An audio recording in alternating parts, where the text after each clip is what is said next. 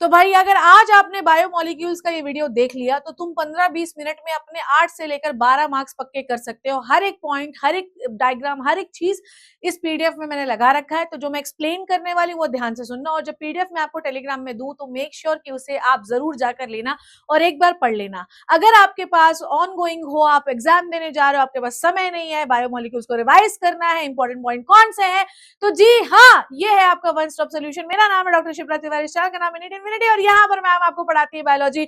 और आप लोगों ने मेरे से पढ़कर 350 से ऊपर नंबर ले आए थे नीट में। री नीट में फिर से आपकी बारी है। सब कुछ इस चैनल पे मैंने पढ़ा रखा, अवेलेबल है, जाइए सर्च करिए और देखिए, धनाधन पढ़ाई हो रही है। तो चलिए बिना किसी देरी के शुरू करते हैं। क्या क्या मैं आप लोगों को इसमें बताने वाली हूँ। Amino acid, sugar, carbohydrate, lipid, fatty acid, glycerol, phospholipid, nucleotide, nitrogenous bases, glycogen का स्ट्रक्चर, प्रोटीन का structure, activation energy, enzyme activation का graph, enzyme classification and reactions, ये सब कुछ हम इसमें कवर करने वाले हैं।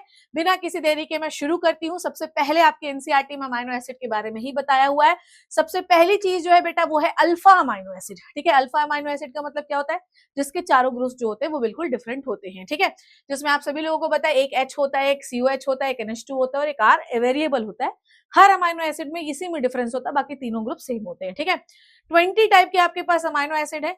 अमाइनो एसिड को हम सब्स्टिट्यूशन मीथेन कहते हैं। जैसे मीथेन में CH4 होता है तो C आप कॉमन रख लीजिए, बाकी चारों ग्रुप आप डिफरेंट कर दीजिए। आपके पास टोटल 20 अमाइनो एसिड हैं जो प्रोटीन बनाते हैं। एसिडिक अमाइनो एसिड है glutamic acid, basic amino acid है लाइसिन, न्यूट्रल अमाइनो एसिड है वेलिन। मैंने वो सारे चीजें ली हैं जो आपके एनसीईआरटी में है और इंपॉर्टेंट है। ठीक है, एरोमेटिक की अगर मैं बात करूं तो टायरोसिन, फिनाइलएलानिन एंड ट्रिप्टोफैन, ये 2026 में अभी आपसे सवाल आया भी था मैच द कॉलम में। एसेंशियल अमाइनो एसिड जो डाइट से आप लोगों को नहीं मिलते हैं, जो कि डाइट से आपको मिलते हैं, सॉरी, जो आपको डाइट से खाने पड़ते हैं, मतलब ये एसेंशियल है, बॉडी नहीं बनाती। नॉन एसेंशियल वो है जो आपकी बॉडी खुद से बना लेती है। ठीक है, समझ में आई बात। It body can synthesize. Zwitterion क्या होते हैं, ध्यान से समझिए। अगर आपने कभी अमाइनो एसिड को, है ना, यहाँ पर ज़्विटराइन का मतलब क्या है कि आपका अमाइनो एसिड एसिड और बेस की तरह दोनों की तरह बिहेव कर सकता है, और जब वो किसी न्यूट्रल सोल्यूशन में जाता है तो ना तो वो एसिड की तरह बिहेव करता है, ना तो वो बेस की तरह बिहेव करता है, ना तो वो एसिड की तरह, ना वो बेस की तरह बिहेव करता है, वो एक न्यूट्रल आयन की तरह बिहेव करता है। This is called as zwitter ion. ठीक है, याद रखिएगा, ये आइसोइलेक्ट्रिक मतलब ये है कि ज़्विटर आयन हमेशा होता है न्यूट्रल पीएच पे। कहां पे होता है बेटा, न्यूट्रल पीएच पे, जहां पर नेगेटिव एंड पॉजिटिव चार्ज दोनों होते हैं। क्लियर है बच्चे, समझ में आ गई बात। अब ध्यान से सुनिए कि आर ग्रुप जो होता है, जैसे ग्लाइसिन में आपके एनसीईआरटी कहती है कि H है आपका आर ग्रुप, डन है बच्चे। उसके बाद एलानिन में मिथाइल ग्रुप है आपका आर ग्रुप। उसके बाद सीरीन में बेटा CH2OH होता है। Very very very very very very very very very important है, इन तीनों के स्ट्रक्चर आने चाहिए।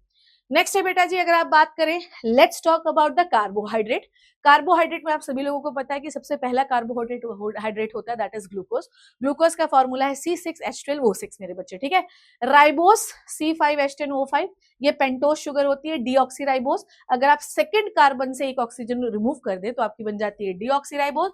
जैसे कि ये है आपकी कौन सी sugar, that is the ribose sugar. ठीक है, सेकंड से एक ऑक्सीजन अगर आपने निकाल दिया तो deoxyribose sugar. Fructose sweetest sugar होती है। गैलेक्टोज ब्रेन शुगर होती है। लैक्टोज मिल्क शुगर होती है। लैक्टोज क्या होती है, ग्लूकोज या गैलेक्टोज से मिलकर बनी होती है। सुक्रोज जो है टेबल शुगर है, जो कि ग्लूकोज और फ्रक्टोज से मिलकर बनी होती है मेरे लल्ला। माल्टोज जो होती है बेटा जी, ये ग्लूकोज से मिलती है और माल्ट शुगर बनती, माल्ट जो सीरियल्स होते हैं उनमें पाई जाती है। सेल्यूलोज जो है ये होमोपॉलीमर है ग्लूकोज का। इनमें से क्या एक सवाल आ सकता है, डेफिनेटली एक क्वेश्चन जो है यहां से आपको पूछने की संभावना है। ठीक है, नेक्स्ट अपन थोड़ा कार्बोहाइड्रेट में और डिटेल में चलते हैं। नंबर 1 क्या है बेटा, सेल्यूलोज। सेल्यूलोज क्या होता है बच्चों, that is the homopolymer of glucose. Cellulose क्या है मेरे बच्चे, that is the homopolymer of glucose. कहाँ पाया जाता है, प्लांट और एल्गी की सेल वॉल में पाया जाता है। मोस्ट अबंडेंट ऑर्गेनिक पॉलीमर है, क्योंकि प्लांट सबसे ज्यादा है तो मोस्ट अबंडेंट ऑर्गेनिक पॉलीमर होता है। रूमिनेंट इसको डाइजेस्ट करते हैं सेल्यूलेज नाम के एंजाइम से। ठीक है, पेपर पल्प में भी हमें सेल्यूलोज की जरूरत पड़ती है। ठीक है, अब आ जाइए स्टार्च में। प्लांट जो होता है वो बनाता है आपका ग्लूकोज, पर ग्लूकोज को स्टोर किस फॉर्म में करता है, दैट इज अ स्टार्च। तो स्टार्च जो होता है बच्चों, इसका स्ट्रक्चर हेलिकल होता है। हेलिकल होने की वजह से इसमें आयोडीन फंस जाता है, और फिर भैया जब आप आयोडीन इसमें फंस जाएगा, आयोडीन टिंचर इस पे डालोगे तो ये ब्लू कलर देगा। ठीक है, अगर हेलिकल स्ट्रक्चर नहीं होगा तो वो ब्लू कलर नहीं दे सकता। ठीक है, याद रखिएगा कि जो आपका स्टार्च होता है वो 2 यूनिट से मिलकर बना है, एमाइलोस और एमाइलोस पेक्टिन। एमाइलोपेक्टिन क्या होता है? ब्रांच स्ट्रक्चर है, ठीक है। ग्लाइकोजन जो होता है, जैसे प्लांट में स्टार्च होता है स्टोरेज मटेरियल, वैसे एनिमल में क्या होता है? ग्लाइकोजन होता है। ग्लाइकोजन क्या है? एनिमल स्टार्च कहलाता है। ये बहुत ब्रांच होता है, ये लिवर और मसल में पाया जाता है। नेक्स्ट अपन आ जाइए काइटिन। काइटिन जो है बेटा nag, that is an acetyl glucosamine का पॉलीमर है, ठीक है। मतलब ये मॉडिफाइड शुगर होती है एन एसिटाइल ग्लूकोजामाइन, उसको लगातार आप लगाते जाइए तो काइटिन बन जाएगा, ठीक है। काइटिन जो है वो फंगस और इंसेक्ट की सेल वॉल का बना होता है, या एक्सोस्केलेटन का बना होता है। जैसे आपने ऑर्थ्रोपोडा में पढ़ा कि काइटिनियस ही एक्सोस्केलेटन कॉकरोच में पाया जाता है, वैसी फंगस की सेल वॉल भी काइटिन की बनी हुई होती है। नेक्स्ट अपन बात करते हैं इन्यूलिन। इन्यूलिन क्या होता है बच्चों? ये बहुत इंपॉर्टेंट है। इन्यूलिन जो है ये पॉलीमर है फ्रक्टोज का, ठीक है। जब भी किडनी का फंक्शन देखना होता है कि किडनी सही से काम कर रही नहीं कर रही है, तो इन्यूलिन बॉडी में दिया जाता है। इन्यूलिन आपकी बॉडी बना नहीं सकती, ठीक है। आ जाओ नेक्स्ट अपन बात करते हैं। तो ये शुगर है बेटा, ये कौन सी शुगर है? ग्लूकोज, जो कि कैसी है बेटा? देखो ये है कैसा दिख रहा है? हेक्सोज रिंग है, ठीक है। ये कौन सी है? पेंटोज शुगर है, राइबोज, ठीक है। नेक्स्ट अपन बात करते हैं, लुक एट दिस, ये है ग्लाइकोजन। ग्लाइकोजन में देखो हाईली ब्रांच स्ट्रक्चर आपको विजिबल दिखाई दे रहा होगा, ठीक है। समझ में आ गई बात? ये सुनो, बोलो जल्दी से बोलिए। अब सुनिएगा मेरी बात, यहाँ पर आपकी एनसीईआरटी कहती है कि the right end is called as reducing end, जबकि left end is called as non reducing end. ऐसा क्यों कह रहे हैं हम लोग? रिड्यूसिंग एंड नॉन रिड्यूसिंग का मतलब हमेशा ये समझिए कि अगर आपका यहाँ पे मान लीजिए फर्स्ट कार्बन फ्री है, ठीक है, तो ये कौन सा एंड हो गया? रिड्यूसिंग एंड हो गया। और लास्ट, ठीक है, अब यहाँ पर जो लास्ट कार्बन है उसका हाइड्रोक्सिल ग्रुप फ्री होना चाहिए, तो वो भी रिड्यूसिंग हो जाएगा, पर ऐसा नहीं होता। जो लास्ट वाला हाइड्रोक्सिल ग्रुप होता है वो दूसरी चेन से या दूसरे ग्लूकोज से जाके जुड़ जाता है। दैट इज वाई एक एंड जो है रिड्यूसिंग है, दूसरा एंड नॉन रिड्यूसिंग है, ठीक है बच्चे। Is this clear to you everybody? Next अपन बात करते हैं फैटी एसिड और ऑयल की, ठीक है। आप समझिए फैटी एसिड का मतलब क्या होता है? फैटी एसिड का मतलब ये है ट्राइग्लिसराइड, समझिए। जब हम एक ग्लिसरॉल और 3 फैटी एसिड को, है ना, आपस में मिलाते हैं, और वहां पर रिएक्शन कौन सी होती है बेटा? जब पानी को निकालना होता है, से एक ग्लिसरॉल और 3 फैटी एसिड को जब जोड़ते हैं तो हम पानी का मॉलिक्यूल बाहर निकालते हैं। जब पानी, आप 3 मॉलिक्यूल ऑफ पानी बाहर निकालोगे तो आपके पास देखिए ये जो स्ट्रक्चर है ये है ग्लिसरॉल का, ये पहला फैटी एसिड, ये दूसरा फैटी एसिड और तीसरा फैटी एसिड, इसे कहते हैं बोलो ट्राइग्लिसराइड, ठीक है। तो ग्लिसरॉल और 3 फैटी एसिड जब आप आपस में जोड़ते हैं और हर जगह से आप एक एक पानी का मॉलिक्यूल बाहर निकालते हैं तो पॉलीमराइजेशन से एक ट्राइग्लिसराइड रेडी होता है, ठीक है। अब समझिए हमारे पास जो लिपिड होते हैं वो वाटर इनसॉल्युबल होते हैं। हमारे पास 16 कार्बन चेन का एक फैटी एसिड है जिसका नाम है पामिटिक एसिड। 20 कार्बन का है बेटा जी क्या? आपका एरिकिडोनिक एसिड। पर पामिटिक एसिड कैसा है बेटा जी? सैचुरेटेड फैटी एसिड है। कैसा है मेरे लालो मेरे बच्चों? सैचुरेटेड फैटी एसिड, मतलब इसमें कोई डबल बॉन्ड नहीं होता, ठीक है। एरिकिडोनिक एसिड, ठीक है, सैचुरेटेड मतलब होता है सैचुरेटेड फैटी एसिड, मतलब कोई डबल बॉन्ड नहीं होता है, ठीक है। अब आ जाइए अनसैचुरेटेड फैटी एसिड, जिसमें आपको डबल बॉन्ड दिखाई देते हैं। अगर डबल बॉन्ड दिखाई दे रहे हैं मतलब वो अनसैचुरेटेड है, वो गुड है, वो अच्छा फैट होता है। तो पामिटिक एसिड आपको याद रखना है कि इसमें 16 कार्बन होते हैं, ठीक है। ग्लिसरॉल को हम ट्राईहाइड्रोक्सी प्रोपेन भी कहते हैं। फैट जो होते हैं वो सॉलिड होते हैं जबकि ऑयल लिक्विड होते हैं।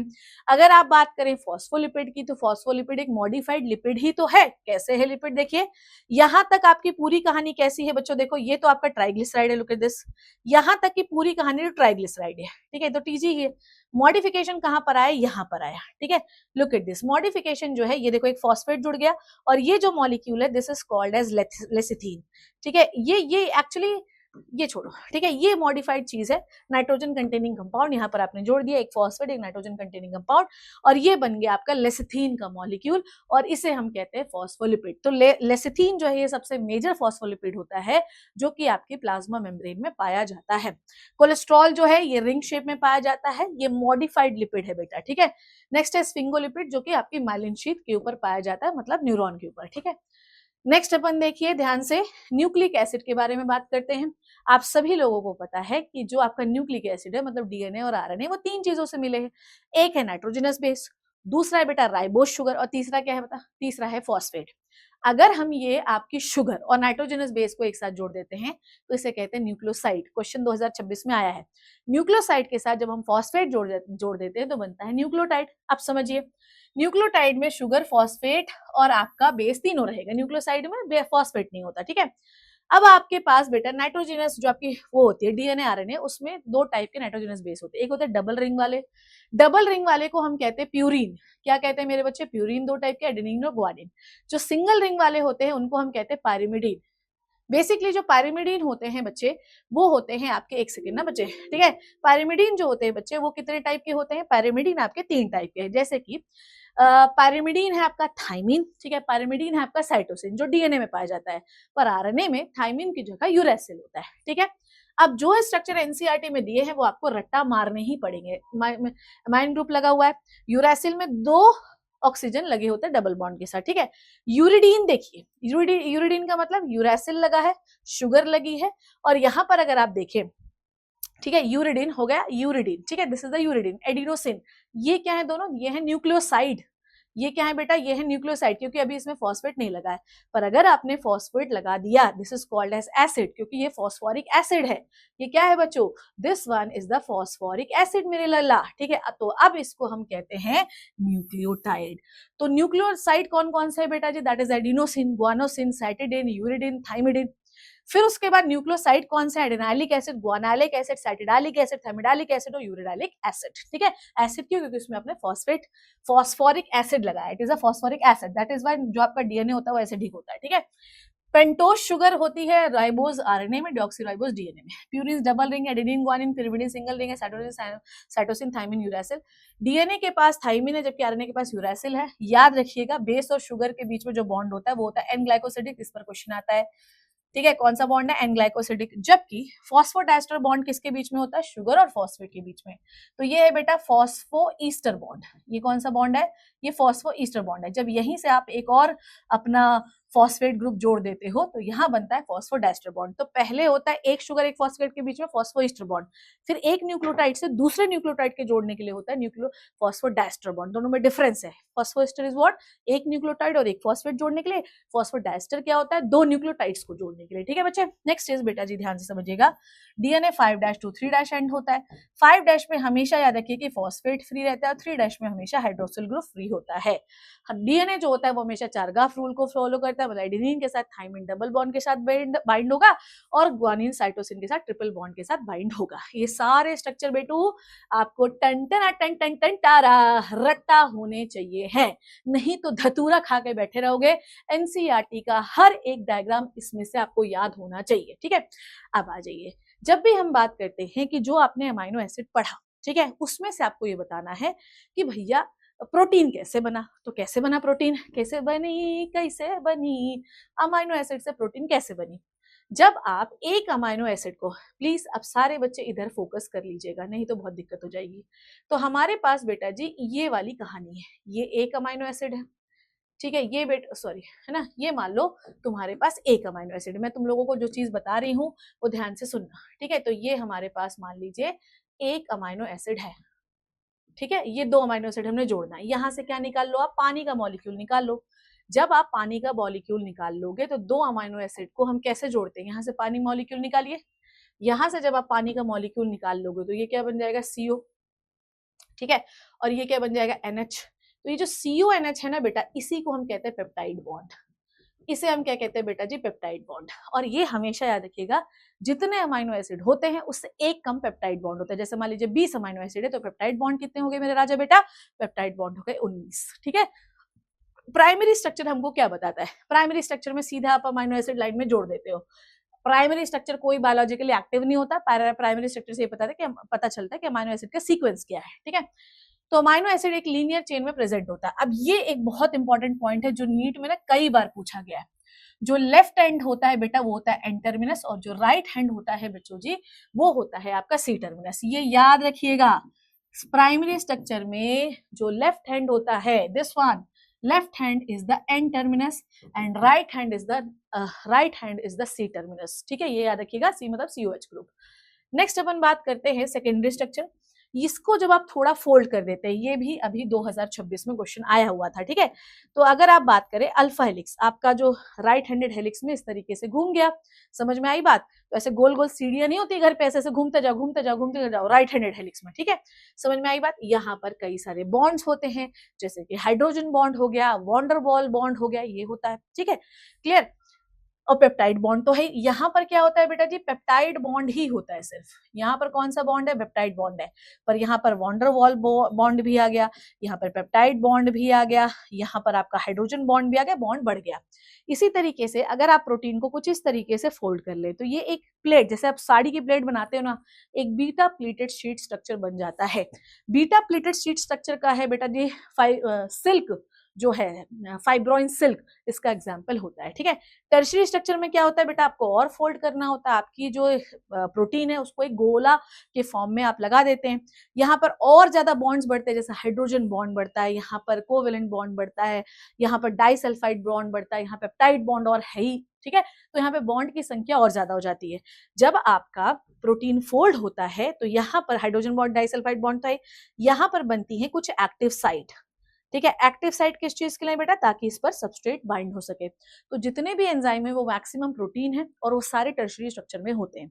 जब आप 4 टर्शियरी स्ट्रक्चर एक साथ मिला देते हैं तो बनता है क्वाटरनरी स्ट्रक्चर। क्वाटरनरी स्ट्रक्चर में अगर आप बात करें तो वो उसका एग्जाम्पल है हीमोग्लोबिन। हीमोग्लोबिन में 2 अल्फा 2 बीटा चेन जो है ये फोल्ड हो जाती है। तो 4 टर्शियरी स्ट्रक्चर जब आपने मिला है तो एक क्वाटरनरी स्ट्रक्चर बना, जिसे हम क्वाटरनरी स्ट्रक्चर ऑफ प्रोटीन कहते हैं। ठीक है, कोलेजन जो है बेटा जी वो पूरे एनिमल वर्ल्ड का सबसे अबंडेंट प्रोटीन है, और रुबिस्को पूरे प्लांट वर्ल्ड का, ये पूरे बायोस्फीयर का सबसे इंपॉर्टेंट है बेटा रुबिस्को। और एनिमल वर्ल्ड का बेटा जी सबसे अबंडेंट कौन सा है बताओ जल्दी से, दैट इज द कोलेजन। ठीक है, अब आ जाओ एंजाइम्स की बात करते हैं हम लोग। सारे एंजाइम्स को यूजुअली आप क्या मानते हो कि प्रोटीन है, इजंट इट? सारे एंजाइम्स को आप सोचते हो कि प्रोटीन है, पर क्या सारे एंजाइम प्रोटीन है? नहीं। कुछ राइबोजाइम्स, ठीक है, जैसे जो आरएनए होते हैं, उनके पास बायोलॉजिकल एक्टिविटी होती है कि वो कुछ सर्टेन कंडीशन में एक एंजाइम की तरह बिहेव कर सकते हैं। जैसे कि जब 2 अमाइनो एसिड के बीच में बॉन्ड बनाना होता है ड्यूरिंग द ट्रांसलेशन, तो आरएनए ही बनवा देता है। तो सोचो एंजाइमेटिक प्रोसेस है उसके अंदर। ठीक है, याद रखिएगा कि जो टर्शियरी स्ट्रक्चर होता है वही बायोलॉजिकल एक्टिव एंजाइम होते हैं।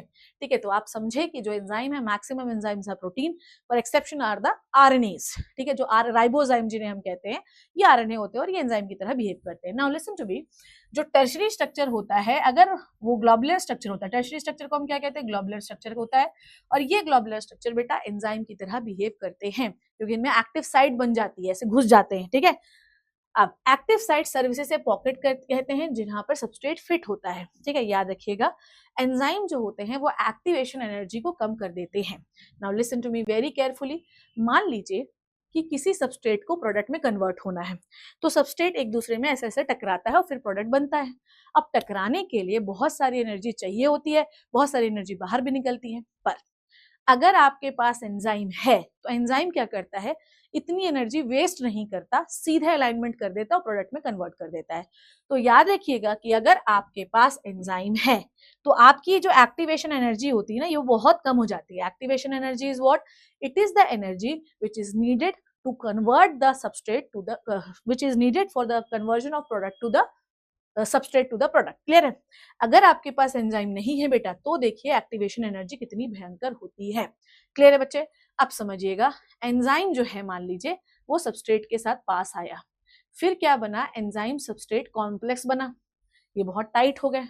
फिर एंजाइम ने सबस्ट्रेट को प्रोडक्ट में कन्वर्ट कर दिया, ये भी बहुत टाइट हो गए। उसके बाद एंजाइम ने प्रोडक्ट को बाहर निकाल दिया। अब ये जो 2 स्टेजेस हैं इनको हम कहते हैं बेटा ट्रांजिशन स्टेट। कौन सी स्टेट कहते हैं बेटा?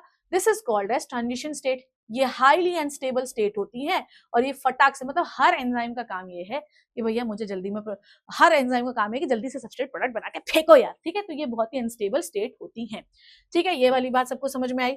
एंजाइम जो होते हैं ये रिएक्शन में कभी भी ऐसा नहीं होता कि हम उसको खा लें, ये वापस से रीयूजेबल होते हैं।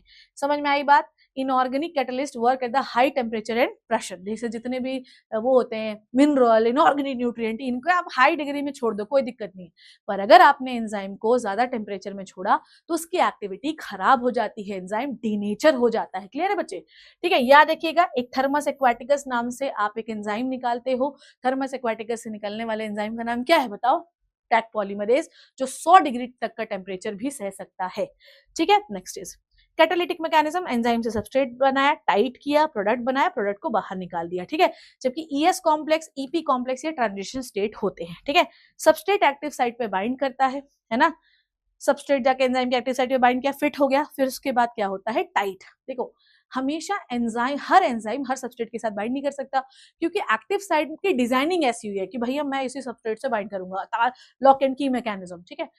तो फिर जैसे सबस्ट्रेट बाइंड करता है वो अपना पूरा चेंज करके उसको कवर करके टाइटली बाइंड कर लेता है। तो पहले आया, फिर टाइटली बाइंड हुआ, फिर प्रोडक्ट बना, फिर प्रोडक्ट बाहर निकल गया, ठीक है। Active site break the chemical bond of substrate. Active site का काम ये है कि सबस्ट्रेट की केमिकल बॉन्ड्स को तोड़िए और लास्ट में उसको प्रोडक्ट में कन्वर्ट करिए, प्रोडक्ट बाहर निकालिए, आप भी फ्री हो जाइए, ठीक है। जैसे कि एक एग्जाइम है, जैसे कि कार्बन डाइऑक्साइड को आरबीसी के अंदर हम पानी से जोड़ते हैं तो क्या बनता है, कार्बोनिक एसिड। एंजाइम कौन सा है, कार्बोनिक एनहाइड्रेस, है ना। अगर आपने एंजाइम नहीं डाला तो 200 मॉलिक्यूल कार्बोनिक एसिड के बनते हैं, 200 मॉलिक्यूल 1 घंटे में। पर अगर आपने एंजाइम डाल दिया तो देखिए 6 लाख मॉलिक्यूल पर सेकेंड, तो आपकी जो रिएक्शन है वो 10 मिलियन टाइम्स बढ़ गई। सोचिए एंजाइम की कितनी एफिशिएंसी होती है, ठीक है। अब आ जाइए नेक्स्ट, देखिए, है ना। ये अंडरस्टैंड ग्राफ तो आप समझ ही गए, आई डोंट थिंक सो कि मुझे बताने की जरूरत है, फिर समझा से देती हूँ आपको। एक्स एक्सिस में क्या है बेटा जी, ये है रिएक्शन, कन्वर्ट हो रही है, सबस्ट्रेट प्रोडक्ट में कन्वर्ट हो रहा है। वाई एक्सिस हमको क्या बता रहा है, वाई एक्सिस हम ये this is the x axis, substrate product में बन रहा है। वाई एक्सिस क्या बता रहा है, कितनी एनर्जी लग रही है। Transition state high energy state होती है, बहुत अनस्टेबल होती है। एक्टिवेशन एनर्जी क्या होती है बेटा, एक्टिवेशन एनर्जी सबस्ट्रेट को प्रोडक्ट बनाने के लिए कितनी एनर्जी लग रही है। एक्सोथर्मिक रिएक्शन, हमेशा याद रखिए कि प्रोडक्ट जो होता है उसमें हमेशा एनर्जी कम होती है एज कंपेयर टू सबस्ट्रेट, क्योंकि बहुत सारी एनर्जी ड्यूरिंग द कन्वर्जन निकल जाती है। एंजाइम का काम क्या है, एक्टिवेशन एनर्जी को कम करिए, ठीक है, ताकि आपका जो कहानी है, आपकी बॉडी में रिएक्शन बहुत फास्ट हो सके, ठीक है। नेक्स्ट इज, ये वाली बात समझ में आई, ग्राफ भी समझ में आ गया, तो ये पूरा कंक्लूजन लिखा हुआ। आइए अब हम लोग ये समझते हैं कि टेम्परेचर, पीएच और सबस्ट्रेट कॉन्सेंट्रेशन का क्या रोल है, ठीक है। सबसे पहले हम समझते हैं पीएच का, ठीक है। ये कौन सा शेप का कर्व है, बेल शेप। पहले तो यही याद रखिए कि इसका शेप का कर्व क्या है, that is a bell shape का कर्व, ठीक है। पीक ये है ऑप्टिमल पीएच, है ना। सबसे अच्छा जो आपका एंजाइम काम करता है वो ऑप्टिमल पीएच मतलब 7 के अराउंड काम करता है, ठीक है। एक्टिविटी जो होती है अगर ऑप्टिमम से नीचे जाओगे तो भी घटेगी, ठीक है। जैसे पेप्सिन, और हर एंजाइम का ऑप्टिमल पीएच भी अलग अलग है, यानी कि सारे साथ ही में काम करेंगे। जैसे पीएच, गैस्ट्रिक जूसेस के जो एंजाइम है उनका पीएच होता है 1 से 2, सलाइवरी एमाइलेज का होता है 6.8, ट्रिप्सिन का है 7.8, और अगर आपने एक्सट्रीम पीएच में दिया तो डीनेचर हो जाएगा। तो पहले मान लो कोई किसी की मान लो पीएच है 7, तो पहले जाएगा, एक्टिविटी बढ़ेगी बढ़ेगी, 7 में ऑप्टिमल हो जाएगी, ज्यादा बढ़ाओगे तो घटने लगेगी। Same with the temperature, temperature में भी आपको बेल शेप का कर्व मिलता है। पीक क्या है 37, कोई भी एंजाइम 37 तक बढ़िया काम करता है। अगर आपने लो टेम्परेचर किया तो एंजाइम इनएक्टिव हो जाएगा, जैसे फ्रिज में रखते हो एंजाइम इनएक्टिव हो जाता है, प्रिजर्व कर लिया। पर अगर आपने, है ना, याद रखिएगा, पर जैसे जैसे आप लोअर कर दिया, फिर आपने फ्रिज से बाहर निकाला, 10 डिग्री बढ़ाया, एंजाइम एक्टिविटी डबल हुई, फिर 10 डिग्री बढ़ाया, एंजाइम एक्टिविटी डबल हुई, ठीक है। पर याद रखिएगा कि जब आप 37 से 47 की ओर जाते हो तो एंजाइम एक्टिविटी हाफ होती है। क्या मेरी बात समझे, अगर आपने अपना एंजाइम फ्रिज में रखा, फिर 10 डिग्री बढ़ाया, एंजाइम एक्टिविटी डबल, फिर और डिग्री बढ़ाया, एंजाइम एक्टिविटी डबल। पर एक बार जब एंजाइम 37 डिग्री पर पहुंच गया, फिर अगर आपने 10 डिग्री बढ़ाया तो एंजाइम एक्टिविटी हाफ। क्लियर है बच्चे, समझ में आई बात। हाई टेम्परेचर पे एंजाइम डीनेचर हो जाता है, उसका एक्टिव साइट, उसका 3D स्ट्रक्चर सब डिस्ट्रॉयड। अब आ जाइए, मेरी बात को ध्यान से समझिए, that is very important, that is substrate concentration, ठीक है। ये है आपकी Km मतलब सबस्ट्रेट कॉन्सेंट्रेशन, ठीक है। सबस्ट्रेट की वो कॉन्सेंट्रेशन, जैसे मान लो आपके पास 10 सबस्ट्रेट है, तो आप वो सबस्ट्रेट, मान लीजिए कि आपके पास 10 सबस्ट्रेट है, तो आप जरूरी थोड़ी कि सारा सबस्ट्रेट एंजाइम से जाकर बाइंड हो जाएगा। तो सबस्ट्रेट की वो कॉन्सेंट्रेशन, ठीक है, सबस्ट्रेट की वो कॉन्सेंट्रेशन जिसमें 5 सबस्ट्रेट प्रोडक्ट में कन्वर्ट हो जाते हैं, दिस इज द Vmax/2। क्योंकि ये जरूरी नहीं है बेटा ना कि 10 सबस्ट्रेट डालोगे तो 10 प्रोडक्ट बन जाएंगे, हो सकता है 20 सबस्ट्रेट डालने पर Vmax/2 आपको इतने कॉन्सेंट्रेशन पे मिलता है, ठीक है। मान लो आपने 20 सबस्ट्रेट डाला, ठीक है, तो ये पूछ रहा है कि Km मतलब सबस्ट्रेट की वो कॉन्सेंट्रेशन जहां पर रिएक्शन Vmax/2 अचीव करती है। जैसे मान लीजिए कि 10 सबस्ट्रेट डालते हो, 10 सबस्ट्रेट डालने पर या 20 सबस्ट्रेट डालने पर हमें 20 सबस्ट्रेट की कॉन्सेंट्रेशन के बाद, मतलब 20 नहीं डालोगे तो Km Vmax/2 अचीव हो ही नहीं सकता, ठीक है। तो सबस्ट्रेट की वो कॉन्सेंट्रेशन जहां पर आपकी 50% रिएक्शन हो चुकी है, Vmax/2 मतलब सारा सबस्ट्रेट प्रोडक्ट में कन्वर्ट हो गया है। अब मेरी बात ध्यान से सुनेंगे, ठीक है। ये कौन सा कर्व है, शेप देखिए, रेक्टेंगुलर हाइपरबोला, ठीक है। सबस्ट्रेट बढ़ेगा तो रिएक्शन की वेलोसिटी बढ़ेगी। वेलोसिटी जो होती है वो सबसे मैक्सिमम वेलोसिटी कहाँ होती है, Vmax, इसके बाद नहीं बढ़ सकते, ठीक है। Km सबस्ट्रेट का कॉन्सेंट्रेशन होता है।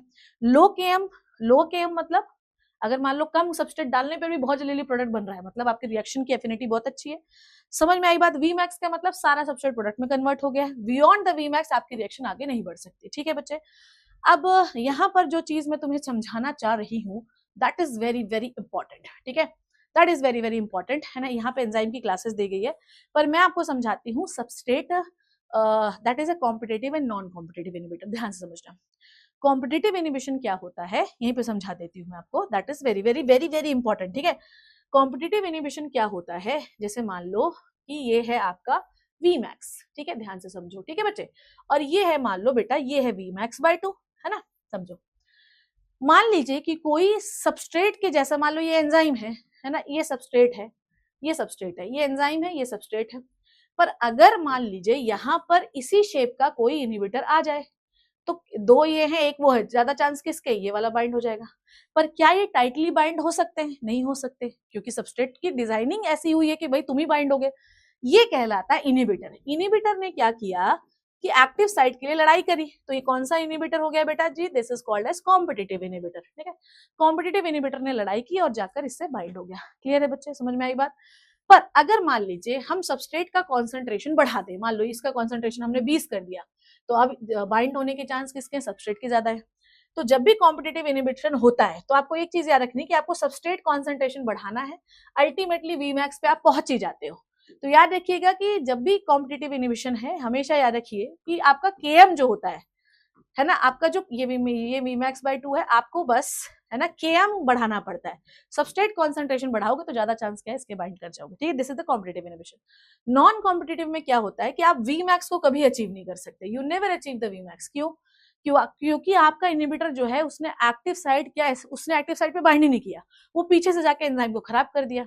अब तुम डालते रहो सबस्ट्रेट, कोई फर्क पड़ रहा है क्योंकि एंजाइम ही खराब हो गया। तो आप Vmax कभी भी अचीव नहीं कर सकते हो नॉन कॉम्पिटिटिव इनहिबिशन में। समझ में आई बात? नॉन कॉम्पिटिटिव इनहिबिशन में you never achieve the Vmax। ठीक है, क्लियर है बच्चे, ये वाली समझ में आ गई बात? चलो अब आ जाओ। ठीक है, नेक्स्ट अपन बात करते हैं एंजाइम की क्लासिफिकेशन और नॉमेनक्लेचर। ठीक है, अभी इसके बारे में थोड़ा और भी पढ़ाऊंगी।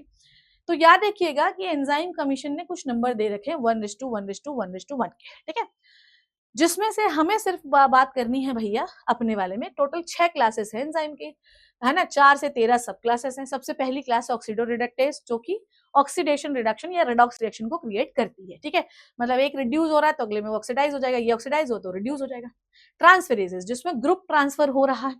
हाइड्रोलेजेस, इसमें क्या होता है, आप ether ester peptide glycosidic P N bonds highlight bonds इनको तोड़ते हो, पर इसमें क्या निकलना चाहिए, पानी पिला पिला के तोड़ते हो, हाइड्रोलाइज करते हो पानी यूज कर करके। ठीक है, नेक्स्ट है लाइएजेस। इसमें ये वाला क्वेश्चन अभी 2026 में आया था। लाइएजेस में आप ग्रुप तो तोड़ते हो पर हाइड्रोलिसिस की जरूरत नहीं, पानी का कोई इन्वॉल्वमेंट नहीं है।